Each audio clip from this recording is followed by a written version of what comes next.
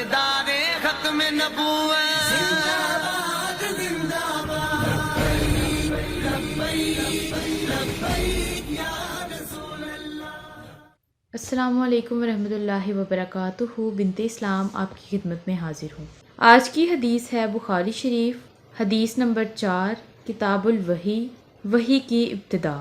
ابو سلمہ بن عبد الرحمن نے جابر بن عبداللہ انصاری رضی اللہ عنہما سے یہ روایت نقل کی ہے کہ آپ صلی اللہ علیہ وآلہ وسلم نے وحی کے رک جانے کے زمانے کے حالات کے بارے میں بیان کرتے ہوئے فرمایا کہ ایک روز میں چلا جا رہا تھا کہ اچانک میں نے آسماں کی طرف سے ایک آواز سنی اور میں نے اپنا سر آسماں کی طرف اٹھایا، کیا دیکھتا ہوں کہ وہی فرشتہ جو میرے پاس غار حرا میں آیا تھا وہ آسمان و زمین کے بیچ میں ایک کرسی پر بیٹھا ہوا ہے۔